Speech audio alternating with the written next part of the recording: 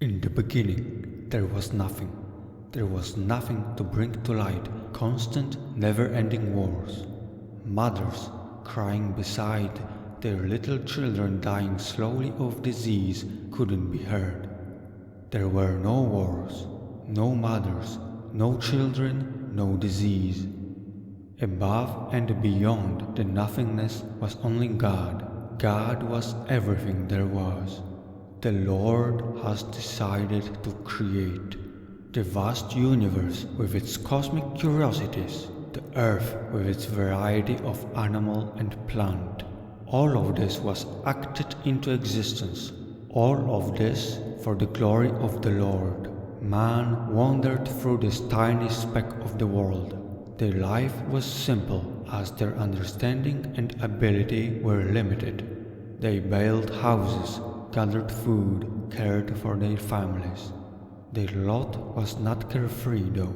Hunger, disease, beast, cold, accident could fall on anyone at any time.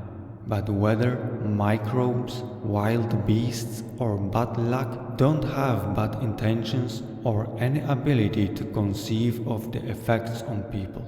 The world was not angry. The world was dangerous, but not terrifying. The world was not evil. And so it was until the Lord had decided to intervene with the plight of the mortals. There was once a man in the land of Uz named Job. The man was blameless as well as upright. He feared God and kept away from evil. The most decent of men in the area did fear the all-loving God. Little did he know how much pain his devotion would cost him. Soon the Lord gave Job's fate into the hands of Satan to do with him as he pleases. The tortures ensued. The fallen angel, with full approval of the Lord, murdered the man's servants, children, then made him painfully ill. The torment was excruciating. Job cursed the day he was born. Then and there the most upright of men wanted to die. No, he detested his situation so much that he thought it would be better had he never been born. People wrote down the evil the Lord subjected the man to in what came to be called the Book of Job. Oppressing just a single man or a single family wasn't satisfying for the Creator. He needed more.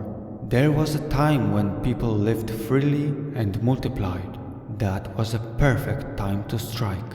So the Lord said, I will annihilate these human beings whom I've created from the earth, including people, animals, crawling things, and flying creatures, because I'm grieving that I made them.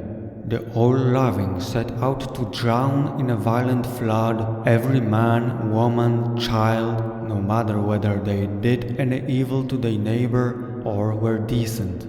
The newborns didn't even have a chance to commit ill deeds. The animals, crawling things, and flying creatures were created by God not to be able to understand matters of good and evil.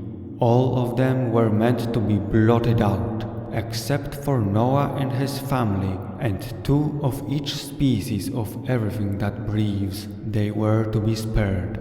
The brutal genocide of countless peoples was documented in the book of Genesis. In the same account, the ancestors recorded another aspect of the evil Lord. Total destruction of those who decided to live freely according to their own rules, for better or worse.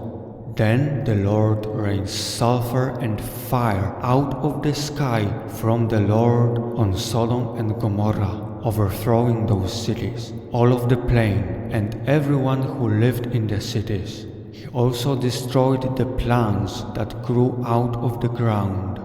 Men couldn't fight off the God. Women couldn't protect their children with their bodies, as their bodies were burnt through by the wrath of the Lord like through the paper. The elders couldn't escape that crumbling stones of their homes. Suffocating in burning gas, grabbing their scorching flesh, falling off of their flaming bones, they perished. That is the cost of autonomy, of self-rule. But being evil by himself wasn't enough. The Almighty wanted to expand his essence. He set out to infect people's hearts with hatred and violence, painting their hands with blood. It wasn't a difficult task after confusing the mortals with incomprehensible languages at Babylon and scattering them throughout the entire earth. It's simple to pit them against each other, and so the peoples of the earth fought against each other when before they worked together. God put his plan in motion. He told one people to go and destroy the others. This way the blood of the killed ones soaked into men's clothes. By their hands the horror was made flesh. Canaanites, Midianites, and Amalekites perished this way. God finally saw himself in his creation. The power to corrupt people's hearts and send them to slaughter their brothers and sisters was great. The Lord made man worse than the beast, for the beast knows not what it is doing. Man sees the consequences of his actions and has to face himself after the deed. The account was left for future generations in the book of Numbers, in the book of Judges, in the book of Samuel. Men of the past knew that they couldn't simply go out to the public with this wisdom. So they obfuscated the works with allegories, metaphors, and even praise.